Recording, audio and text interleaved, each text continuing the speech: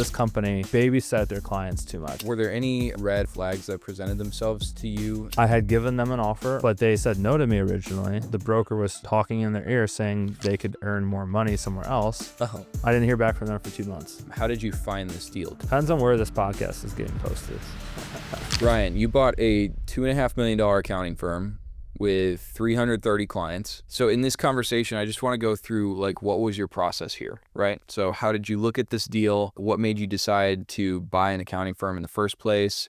What was kind of your terms and your structure for the buyout? And what were the green flags that you saw that made you feel like this was going to be a good move? Mm-hmm. So let's start out here. How did you find the deal initially? Yeah, first I wanted to figure out if I wanted to grow, was it better to do it organically or was it better to acquire? Because we even had a conversation a couple of years ago, if you remember. I said I would never buy an accounting firm. I would just do marketing. And the issue is organic growth is great and it's extremely profitable, but it does take a lot of time. And it's also it's harder to scale it as you continue to go, because the way to get to 0 to 3 million in my case versus 3 to 6 million requires a whole different skill set and really a whole different team, an even bigger team. So I did the math, and it's like, if I wanted to double my business and go from $3 to $6 million, I would have to spend $450,000, $500,000 just in ads. I would have to pay sales commissions on that. There's another $120,000. Not to mention, if I was to double my client base, because that's what we had at the time, was right around 350 clients.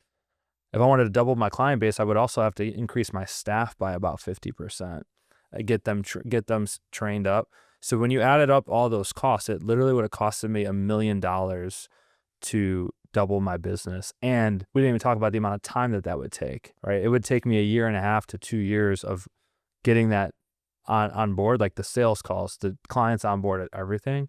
So it actually was cheaper and it was quicker to acquire a business rather than grow it organically. And that's what made me originally decide to buy an accounting firm. So you decided to buy before this deal presented itself to you, right?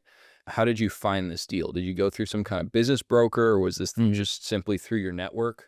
I had a student of mine in one of my CPA coaching programs, and she was slacking a little bit. And I asked why was she not doing a lot of this work that I had her do, and she goes, "Oh, well, I'm doing some contract work right now for a company. They just lost their key CPA.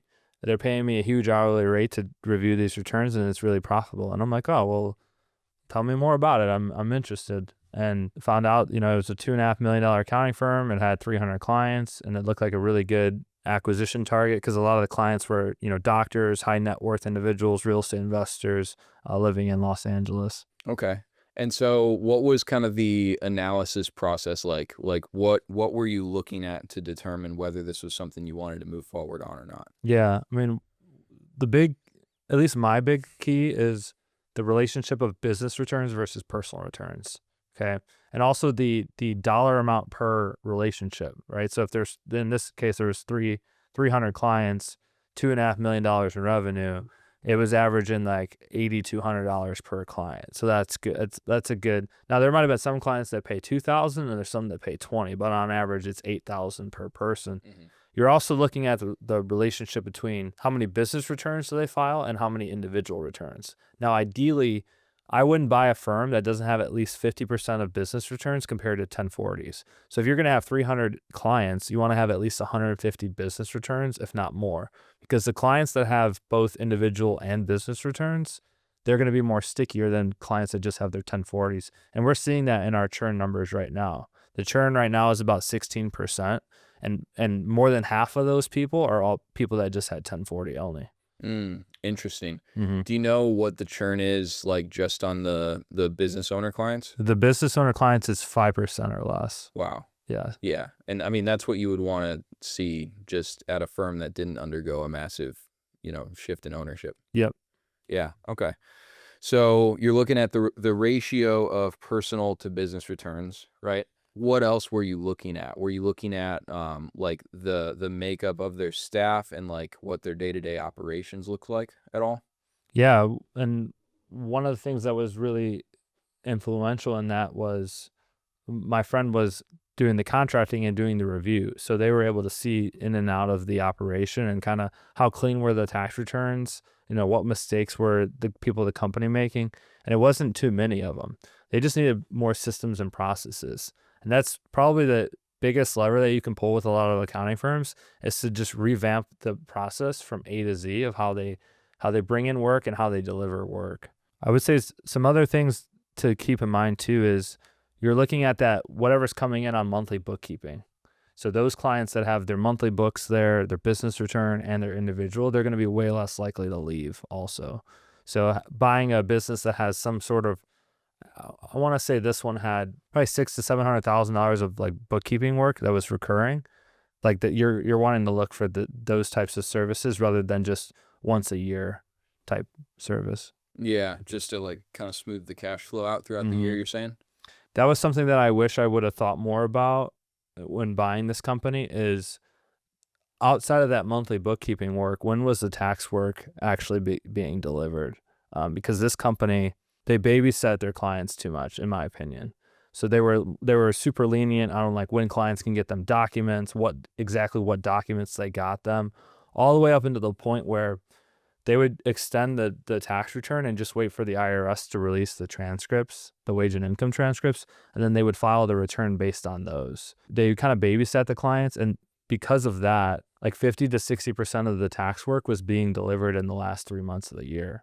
Wow. As opposed to like, more spread out. Now, most accounting firms are going to operate that way, where they collect a lot of cash from like January through April or May, and then they're going to collect a lot of cash from, I would say, August through end of October. But that would be one thing that I would look more into, is the seasonality of the cash flows. See, on a profit and loss statement, you're not going to see that. All you're going to see is total revenue, total expenses for the year. You want to get that P&L broken out by month, so you can actually track like revenue year over year, but more importantly, like when is the revenue coming in? That's something really important that I would, if I could do it over, I would look at that. I'm definitely looking at that more in other acquisitions, is like, when is the cash being collected?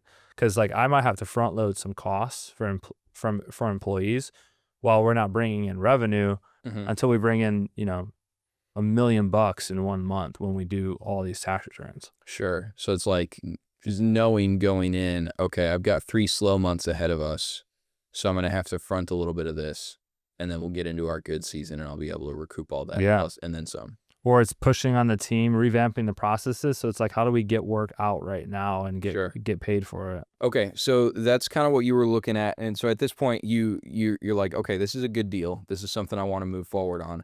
What does the process actually look like? Like, how did you get in touch with the previous owner and start that conversation up with them? Yeah, most accounting firms kind of just start off with the introductory call to get to understand, like, what's the seller's interest, what's their end goal in mind, maybe or maybe not what price they're looking to get at it. In most firms now, the most important things that's going to dictate like how fast the transaction goes, but then also like as a buyer, how much you're going to pay, is whether or not a broker is involved. For better or worse, if it's very similar to like a real estate agent, right? If an accounting firm broker is involved, you are guaranteed that it's going to take more time and it's going to cost more because they have to get paid a commission on it. But also, you're going to be less likely to get a sweeter deal, because a broker is going to whisper in their ear of the client and tell them things that they can get a lot more money, they can get a lot more cash up front, when in reality, that's not how things work all the time. As a buyer, you're less likely to get a really good seller finance or owner carry deal if there's a broker involved. Brokers are going to want to push for as much money up front to the seller as possible and the least amount of money on an earn out or on the back end. So that's one thing to think about, is the firms that I've targeted so far have mostly been off-market deals where I strike up a connection with the seller directly. So if it was on the market and they have a broker, then you almost need to get your own broker to like negotiate for you and back and forth. Yeah, right? your own, kind of like real estate. You would get if you didn't want to get a broker. See, that's the thing on these platform companies like accounting practice sales, they charge 15% of the sale price, and they claim to represent both the buyer and the seller. but I don't like one person. You would never have a lawyer represent the buyer and the seller. You know, they do that in real estate. They call it well, it's really double dipping, but it's called something else for dual representation or something like that. But you would have your own lawyer, and then you would have the seller would have their broker that they're working with. But yeah, if a broker's involved, you're going to pay more money for it. It's going to take more time, and you're less likely to get as a good of a deal. Would you consider using a broker in a future acquisition, or are you basically like just anti-broker? I would use a broker, and I'd be open to that. Those deals kind of get pushed to like the bottom of the pile, but I would be open to it. Okay. Because it's just the deal flow. The amount of accounting firms that you see on these websites where it's like sub 500K of revenue, I mean, it's 4 or 5 of those for every one firm that's over $1 million in revenue. And in my opinion, those 0 to 500K businesses just aren't really businesses. It's more like just a high paying job. You know, if you're buying an accounting firm that's under 500K revenue, that is another job for you. You have a job to do. You really need to buy something that's at least 7 figures or more in revenue, so then you can afford to hire an admin, you know, a tax return preparer, a reviewer, a bookkeeper. You can hire these people, and at the end of the day, you can still net out 400 or 500K without doing a lot of the work. Yeah. I mean, if you're buying that like 6-figure firm, you really are just buying like whatever the contract value of their book of business is, right? Mm-hmm.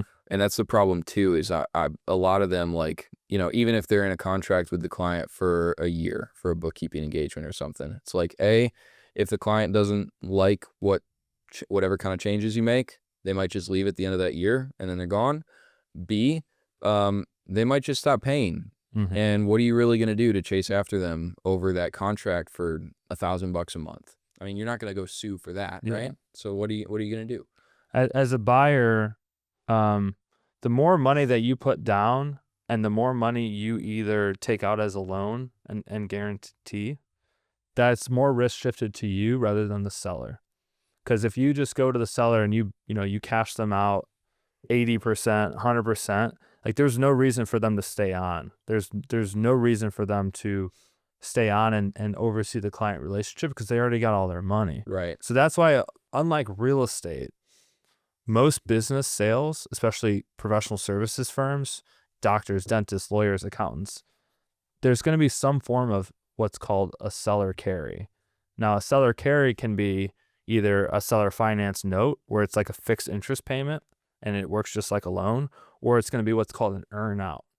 But either way, most, 90% of accounting firms that sell are going to have some form of seller carry. The seller is going to hold back money from the sale. And in order to get that money, it's either going to be a seller finance note where they loan it to you, or they're going to have to earn it by providing services to you, which is mostly just making sure that the clients stay on. Yeah. Okay, I want to get into the deal structure and the terms and the like valuation of the firm and how that works. Let's back up because you had that introductory conversation with the previous owner. What were you trying to get out of that conversation? I was primarily trying to get from that conversation the timeline on when they wanted to sell. Was it going to be post October 15th or before? Because there's some pros and cons to that, right? If you close after tax season, you might think that that's ideal because everything's a little bit slower. That also could be the worst time to buy because no more money's coming in the door, right? So I had to think a lot about that. It's like, do I want to buy it October 16th or October 20th? Because then money is not starting to come in until February or March, right? Mm-hmm.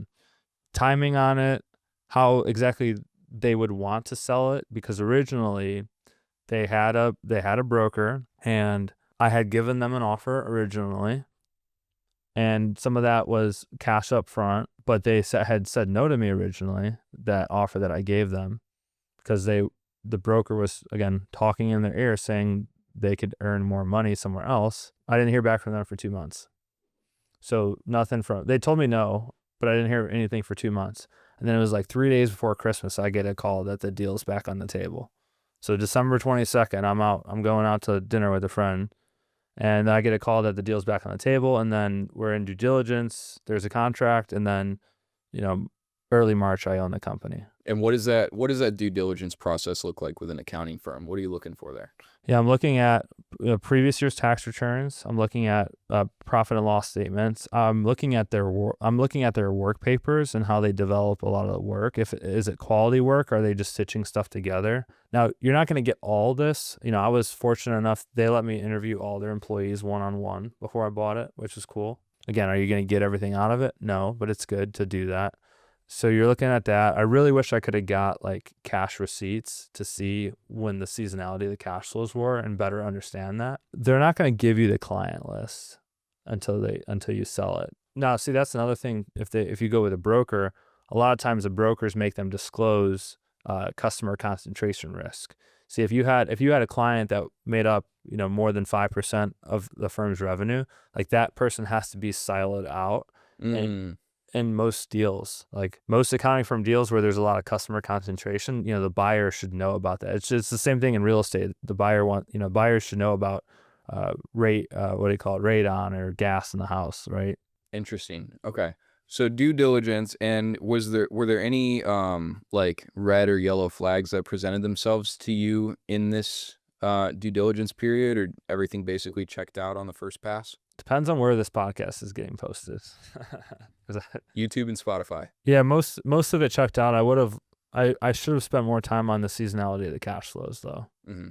Yeah. And how exactly would you analyze that on a future deal? I would be breaking out their P&L every month, seeing what's recurring, what's not, when are they collecting cash on the non-recurring work.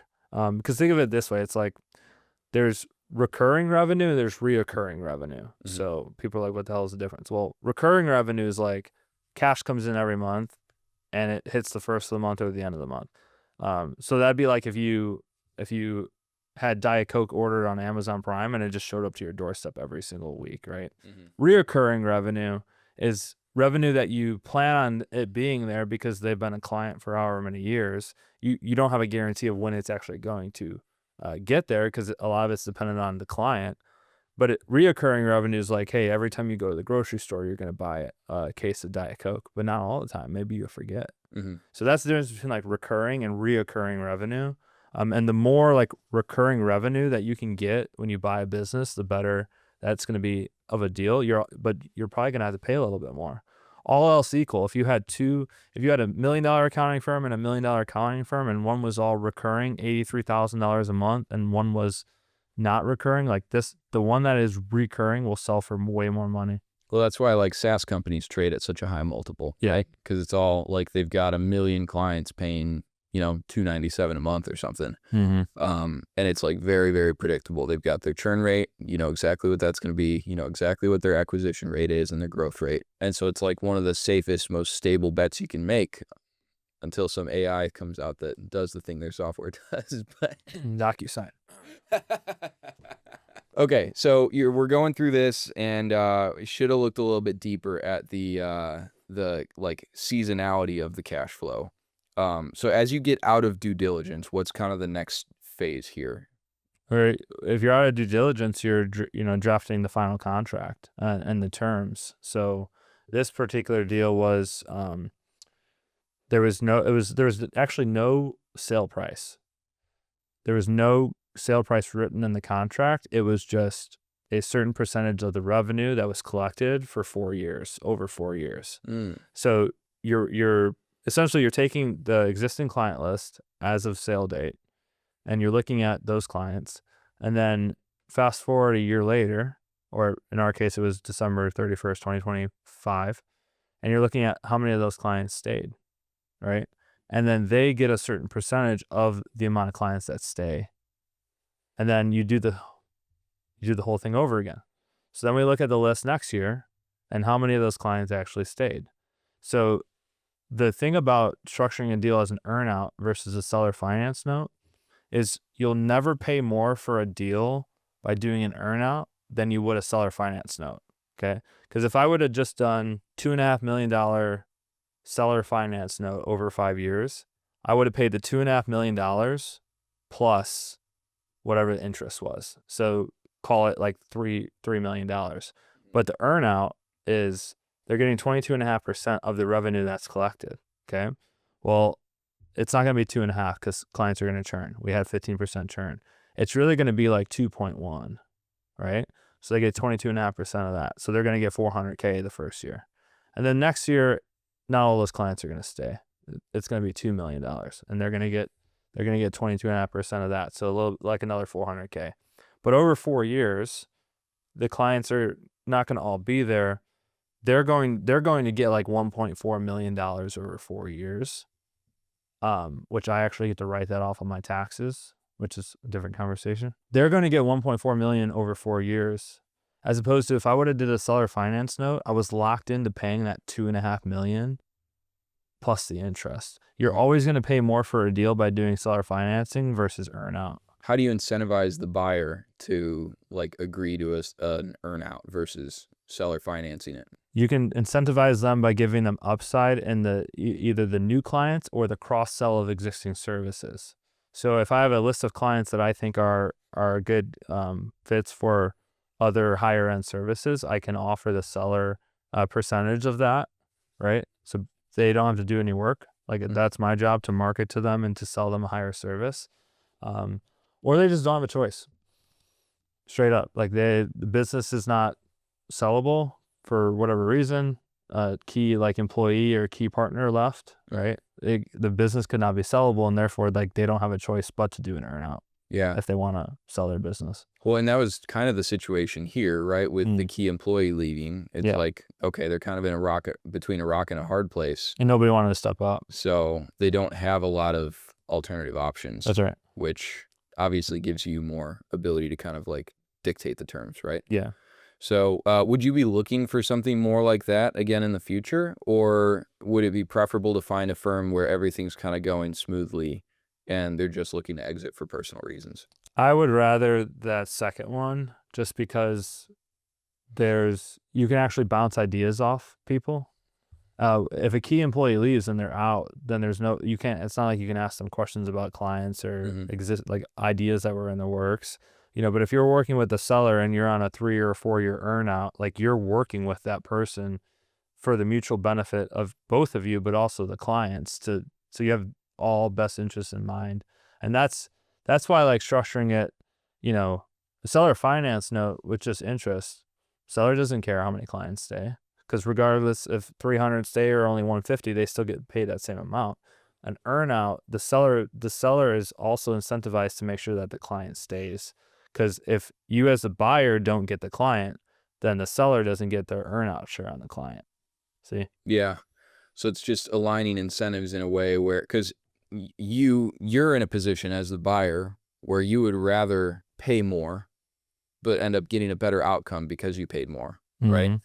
And the seller is in the position where they'll be able to make more off the deal, but they have to work a little bit to make more. Yeah. Rather than having a situation where you're getting, the cheapest price you can possibly get, but it's seller finance, and so they're not incentivized to help you out at all. And so they don't make as much off of the deal, and you get a worse outcome long-term business. And you can, a lot of times what you do, this is similar to real estate, because when we had drafted the LOI, we actually gave them 2 or 3 options. We said, we can do this earn-out deal over 4 years, and you're projected to make this amount of money.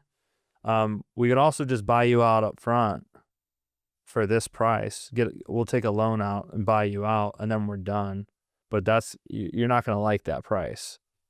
This example, you're going to like the price, but the terms aren't because you're getting the money over 4 years as opposed to the first year. So then the seller gets to pick like which option that they want to go with. Do they want all the money up front, but it's less money? Or would they rather get more money, but then they have to do work for 4 years? Yeah. Right? Yeah. It's not really a lot, much work, because they're not actually handling the client's file. All they have to do is just help make sure that the clients stay on board. Yeah. What's the, so, basically you draft up this contract, both parties sign. What's the process like for the actual handoff, like of the business? So in the accounting space, you can't just hand over client files without the client signing consent. So one of the things is you have to get consent from all the clients in order to get their information over. It's just it's not DocuSign. It's different tool. But they have, they get a notification. I would say, to back up from that, a lot of it was email marketing. We did email marketing, and we did like paper flyers to their addresses to announce the ownership change. And so I personally like handwrote the emails, knew exactly what to say to be able to have the ownership transfer. And we had we probably got like 65% of clients to say yes, they're staying with just the emails that we wrote out of the entire list. And then we probably picked up another 10 to 15% by calling them. So we hammered emails for like 2 weeks announcing the ownership change. I flew in before we bought it to like meet some of the potential clients that were kind of on the fence. And then we just hammered out phone calls to get us to that 80 to 85% retention. Mm-hmm. Yeah. So you just basically lost the 15% right there on the front end. Yeah, It's they not said no. necessarily a recurring, Yeah. like, you're losing 15% every year or something No. like that. Okay. So that's client files. What about like handing off the business bank account and, the legal ownership of the business?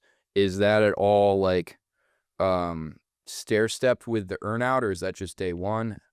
Depends on how you buy the business. See, we did not buy the business. We bought a client list. So when we bought the accounting firm, we did not buy stock in the company. We didn't buy equity in the company. All we did was buy the client list. So we weren't required. We didn't buy the office. We didn't buy any furniture. We aren't required to keep all the employees. All we did was say, hey, we're purchasing this client list here, and the seller is entitled to a certain percentage of revenue from that client list. But we're not absorbing any of the previous liabilities for that company. We don't get any of their accounts receivable. We don't have any of their employees. All we're doing is purchasing a client list. And so then you have to go through and transfer, the employment contracts with the employees you want to keep, transfer the billing with all the clients, and it's basically just a merge into your existing firm like day one? Yep, that's right. Okay, interesting. Would you do it like that again in the future, or would you are there pros to doing it the other way where you like buy the actual company? Not that I can think of. I would say some of the deals that we're seeing recently, the seller wants to have confidence that the buyer is not going to fire everybody, because that's the fear of what like private equity in the industry is doing, is they're just buying giant books of revenue and laying off employees and implementing offshore and AI.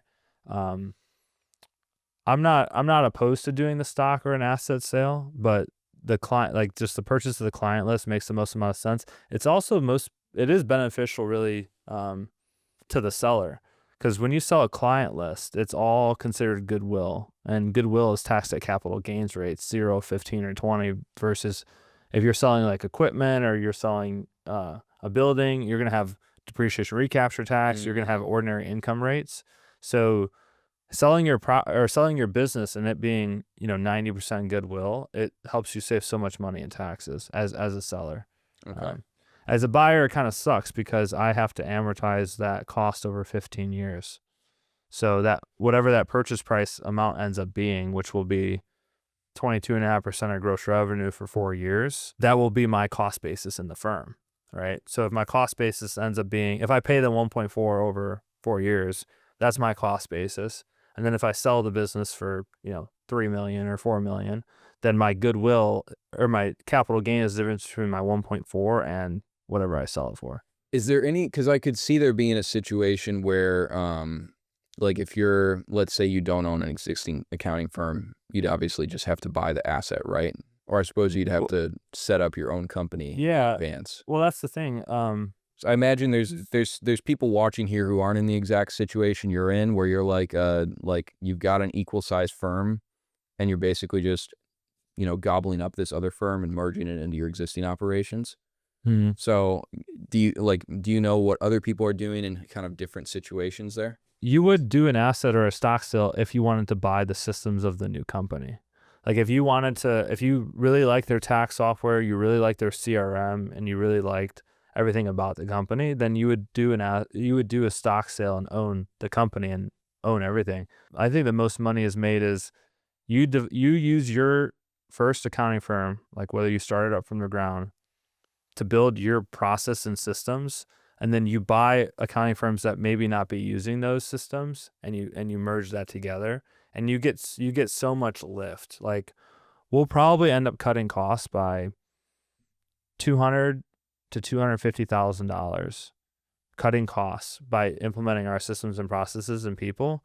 And so if you think about it, if we're trading at a 5x multiple, not only did I make another 200 grand, but I also boosted the company's value by $1 million, right? By merging them together. So I would say for people that are listening that think that they want to buy an accounting firm, I would try to grow organically to a certain extent. Maybe that's like 50 or 100 clients. Really work on exactly what the process is and the ideal, okay, step 1, step 2, all the way to the end. Once you have that down, go and buy an accounting firm, the client list only, and fix what they don't have, which is going to be the systems and processes. Yeah. Well, and especially with the private equity activity, like private equity has a kind of a minimum size of firm that they'll consider, right? Because they don't want to be, they don't want to be doing that nitty gritty that maybe you as a small firm owner would be willing to do. And that's exactly the play. And it's the opportunity right now. Yeah. And so if you're a, $2 million firm, you go buy another $2 million firm, you do that every couple of years. Over 10 years, you've now got a $10 million firm, and you've systemized it and operationalized it, and it's very profitable. PE will love that. They'll be all over that deal, man. Yeah. But they wouldn't have been interested in any of the $2 million firms that you bought out. That's right. They're still so small, they're kind of messy, right? Yep.